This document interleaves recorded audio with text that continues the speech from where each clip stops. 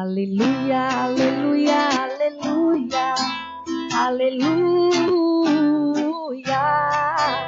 aleluia, aleluia, aleluia, aleluia. Esperavam estes, pois, a redenção de Israel. E o Espírito do Senhor estava sobre eles. Aleluia, aleluia, aleluia, aleluia, aleluia, aleluia, aleluia, aleluia.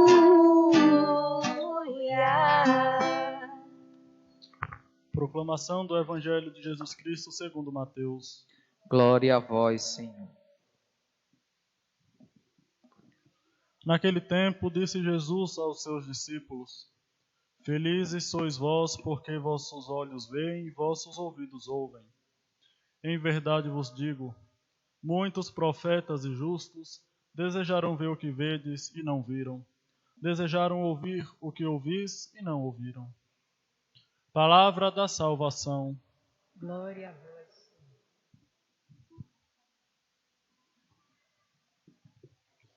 Meus amados irmãos e irmãs, que celebram conosco aqui ou em suas casas através das ondas da internet, celebramos hoje a memória litúrgica de São Joaquim e Santana, segundo a tradição apostólica, os pais de Jesus.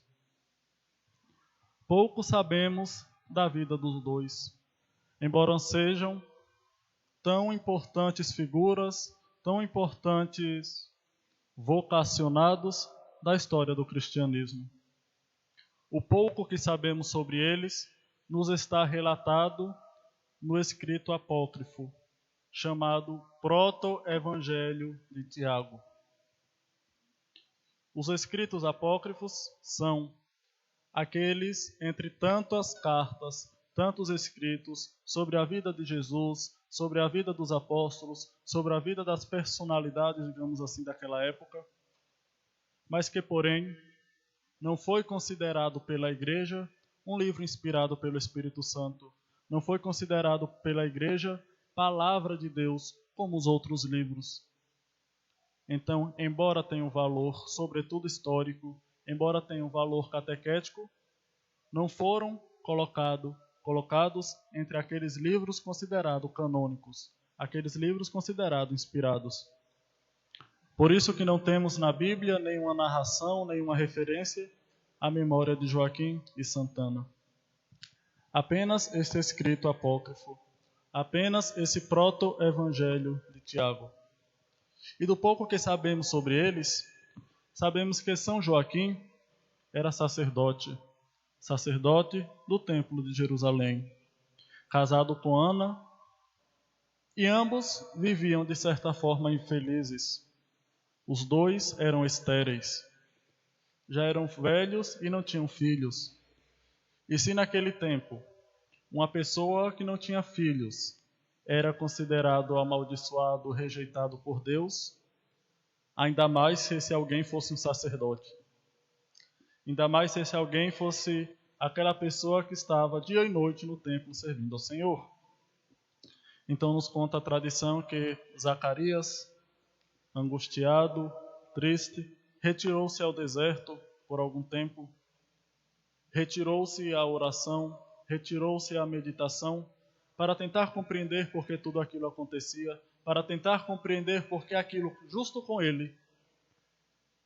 E então Zacarias é visitado, segundo uma outra tradição que se junta a essa, pelo arcanjo Gabriel, o mesmo que futuramente aparecia à Virgem Maria, e lhe diz que as suas orações foram ouvidas e que ele poderia voltar para casa, porque dentro de pouco tempo sua mulher conceberia. E pouco tempo depois, Ana ficou grávida, e daí nasce a Virgem Maria, aquela que escolhida por Deus, aquela que preparada por Deus, tornar-se-ia a mãe de nosso Senhor Jesus Cristo.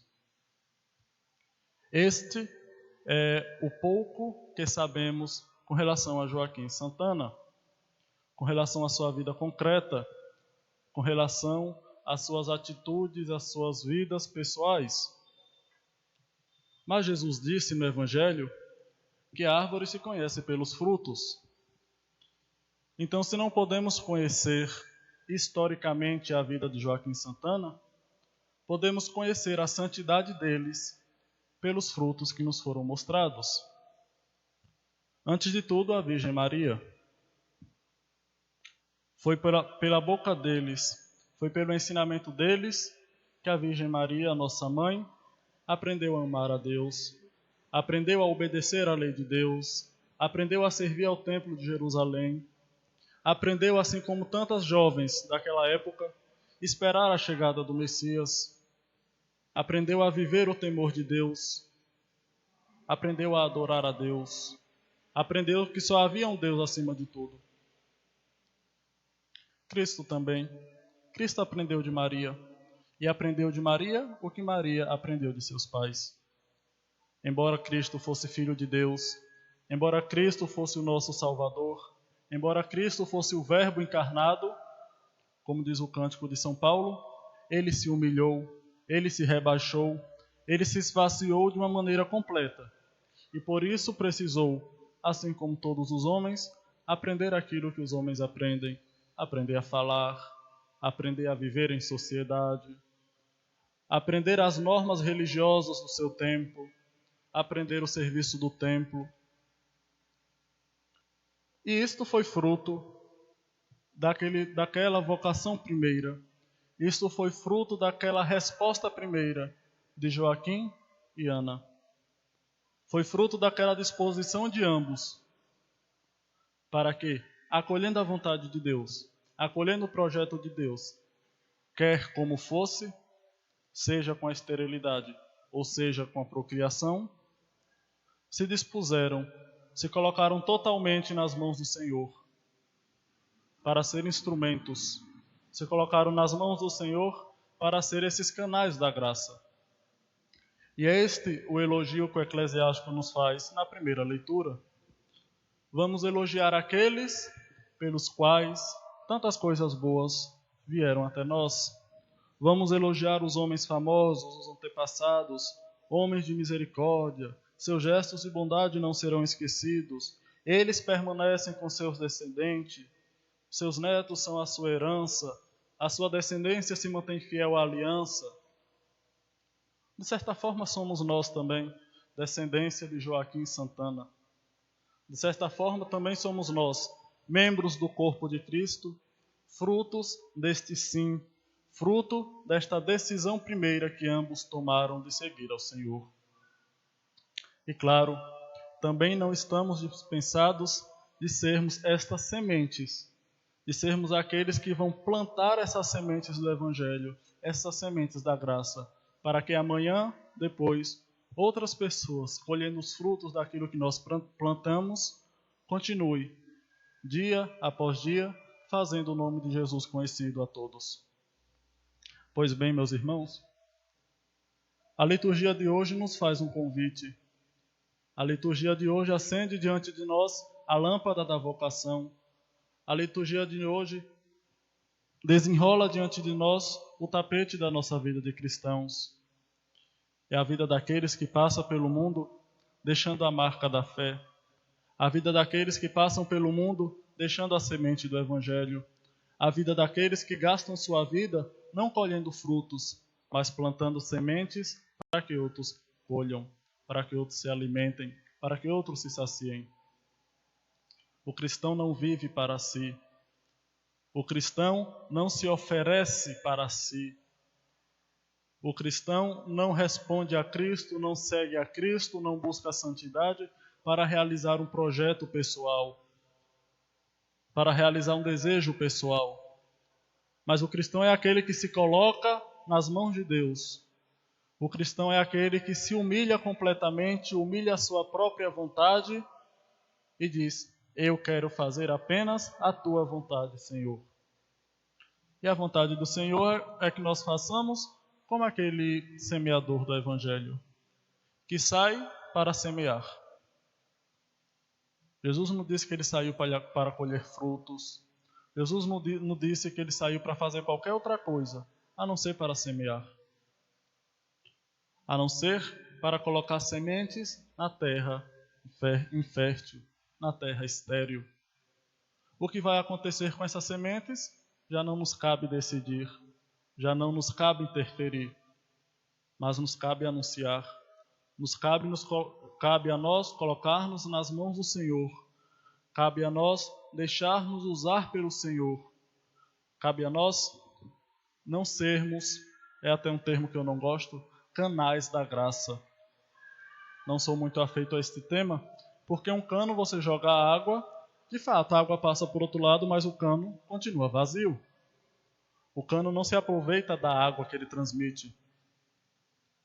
Nós temos que ser como as conchas, que só transbordam depois que enche, que só coloca para fora aquilo do qual ele está cheio. Então nós devemos ser essas pessoas que já estão de tal forma cheias dessa vocação, de tal forma cheios dessa decisão de seguir a Cristo, de tal forma cheios dessa paixão e desse amor por Cristo, que essas sementes que nós lançamos caem no coração das outras pessoas e dá aquele primeiro fruto. Eu quero ser igual a Ele. Eu quero amar a Cristo igual a Ele. Eu quero servir igual a Ele. Foi assim que os discípulos levaram o Evangelho aos quatro cantos do mundo. Foi assim que os discípulos conquistaram outros discípulos, e esses outros, até que essa coisa toda chegou a nós. Foi plantando sementes. Foi acendendo o fogo da paixão e do amor por Cristo nos corações, para que essas outras pessoas possam tomar a sua própria decisão por Cristo. A decisão de Joaquim Santana não foi a decisão de Maria, não foi a decisão de São Pedro, não foi a minha decisão. A dele é dele. Eles responderam pelo seu, mas a resposta deles, até hoje, continua a dar frutos. A resposta deles, até hoje, continua a ecoar em nossos corações. Os povos proclamarão a sua sabedoria, e a Assembleia vai celebrar o seu louvor. Diz o final da primeira leitura de hoje.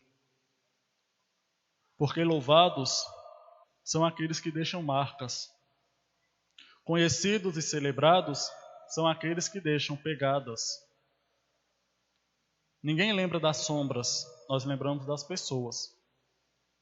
Nós não amamos as sombras, nós amamos as pessoas.